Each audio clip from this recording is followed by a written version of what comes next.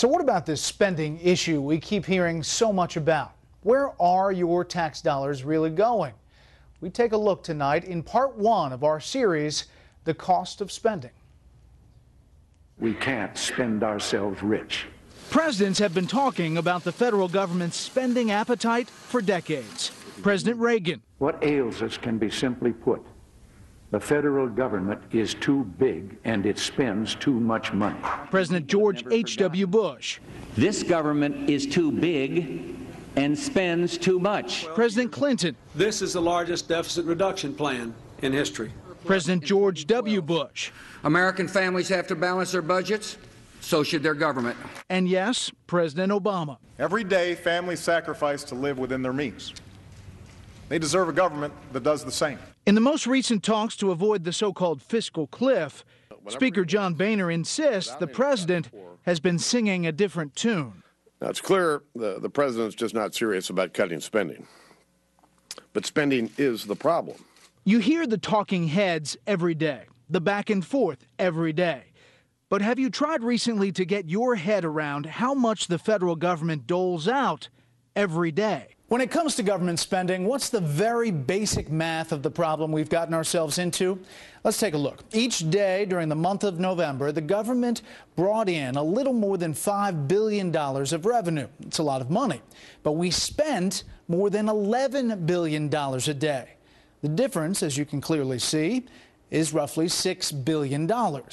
So how can we keep spending more than we take in? Economists we talked to said it's simple. We can't. So the government spends more than $11 billion a day.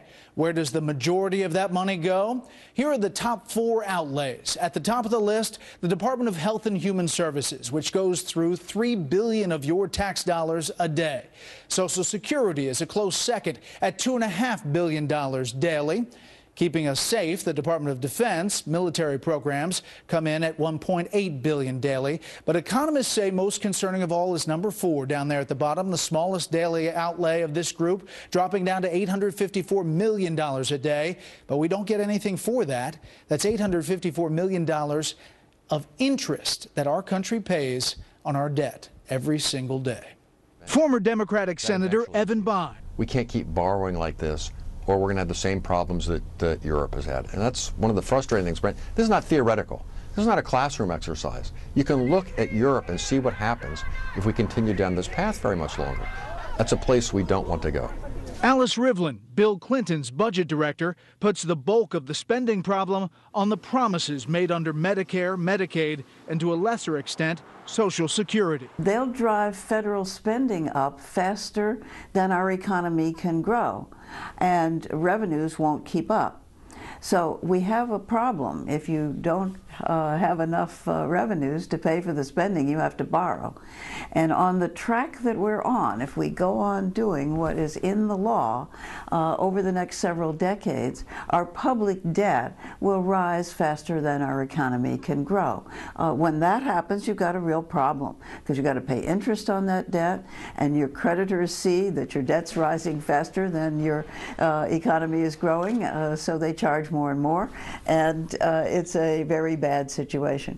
Arthur Brooks with the American Enterprise Institute finds current debates about higher taxes misguided, with federal spending on overdrive.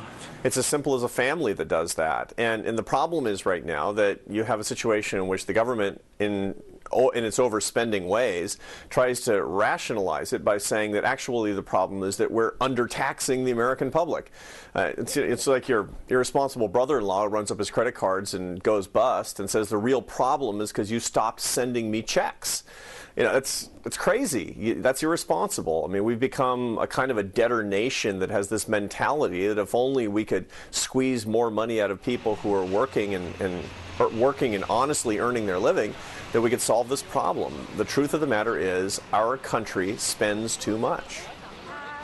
Take a closer look at the debt and deficit tomorrow in part 2.